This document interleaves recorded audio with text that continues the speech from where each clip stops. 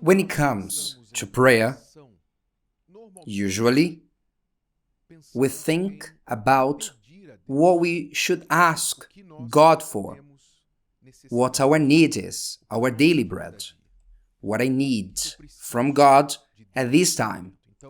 So when we speak about prayer, usually we speak about asking. Hardly people think about the opposite, which is to ask God what is He asking of us. And there is when the prayer makes all the difference. To ask and to know how to ask. Because the Bible says that many people ask and they ask amiss. To ask just to satisfy their whims. They ask just to satisfy their selfish desires. Therefore, do not receive. It's important to know how to ask. When we ask something, the Bible teaches that we must ask according to God's will. I have to know what He wants. It's no different when you ask for a pay rise to your boss or someone a favor. You need to know the person. There's a certain way that you should speak to them. You need to know if they will attend to what you are asking for, if that is part of their character. You need to know how to ask for you to have the result you want. Likewise is with God. Before asking God something, it's important to know His will, because when we ask according to His will, we are asking what He wants. So it's important to know how to ask. Make no mistake about this. But even more important than that, superior to that, in the highest level that there is for you sincerely, humbly, to ask God, what do you, Lord, want from me? What do you, Lord, want from me? What is your desire? What do you want me to do? And to really want to know the answer and to look for the answer, to have the courage to do what God asks of you. Look at this, Deuteronomy chapter 10, from verse 12. It's written, God speaking to His people Israel. He said, and now, Israel, what does the Lord your God require of you? But to fear the Lord your God. Fear. In other words, to respect Him, to respect God, which is something that is outdated. Nowadays, the trend is to disrespect, to be irreverent about holy things, because irreverent people are celebrated. But God asks us to come to fear Him, respect Him, revere Him, to walk in all His ways, to walk in God's ways. There are the ways of the world, our own ways, the ways of the devil, but there are the ways of God. And just as parents want their children to walk on their ways, on good paths, God too.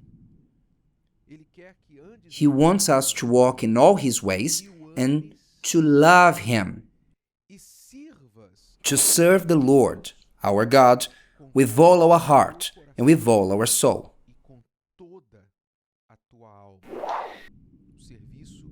A service with all the heart, not half-heartedly. Do you know what I'm talking about? You do it, but you don't do it with all your heart. I wanted not to be doing this. No. When we serve Him, we must serve Him wholeheartedly. All our strength into what we are doing. If you've done something with all your heart, you know what I'm talking about. Most probably, you had this experience before, when you did something for someone you love, when you work in a project that was very precious and important to you, something at work that you could earn a promotion, something in school that will give you a better grade, a sport you played, something that you woke up earlier for, you practiced, you gave your blood, as they say, blood, sweat, and tears when you competed for your team. You know what it is to do something with all your heart. This is how He wants to be loved and served wholeheartedly with all our soul, and to keep the commandments of the Lord, to keep in the heart, to keep in the mind, and to remember what He asks, to remember what He demands, to remember that, to keep this in mind. Something happens, for example, you have the opportunity to make money doing something illegal, but you make a lot of money. Then the temptation comes, you earn 10 times more than your normal salary. You work 1 month to earn 10 times less, and just at once you can earn 10 times more, but it is illegal. But if you keep the Lord's commandments, you remember, you shall not steal. This involves stealing, illegal things. I won't do that. So you keep the Lord's commandments in your heart. You are there needy, maybe you are alone, going through problems in your marriage, and then someone flirts with you. Then your needy heart enjoys the attention from that person. You feel the temptation to invest in that adultery, in that person that you know it will not work out. It's not something correct. But if you keep the commandments, you remember, you shall not commit adultery.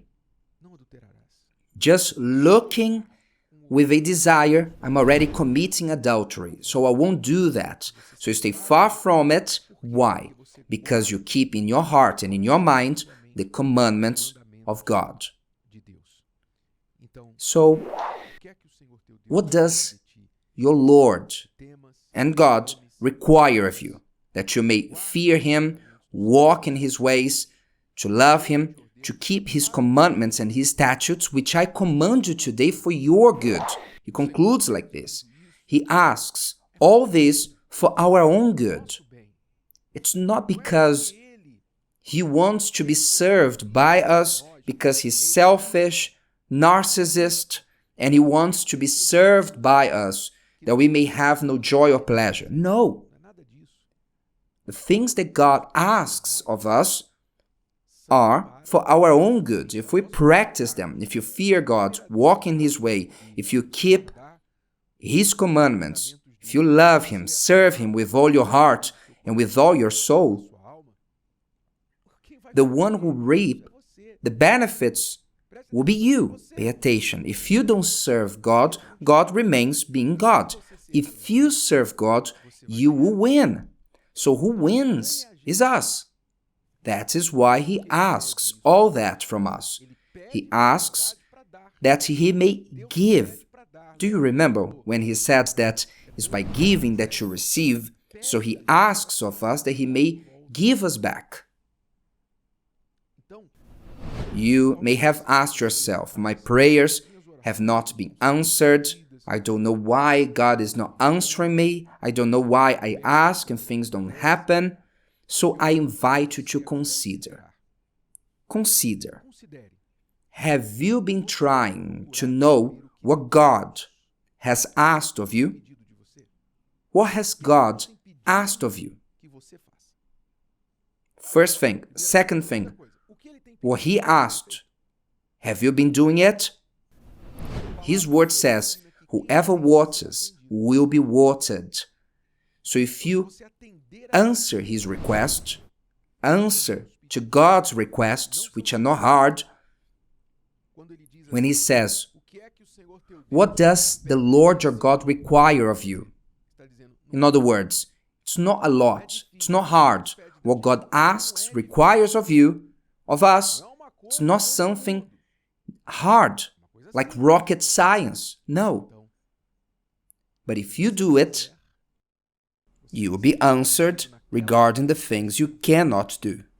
So consider this. And when you pray from now on, I'm certain that your prayers will be different. Therefore, you will have better results. If today's video helped you and you know someone that could benefit from it, share it with them, and if you haven't subscribed to the channel, you may do so now. See you later.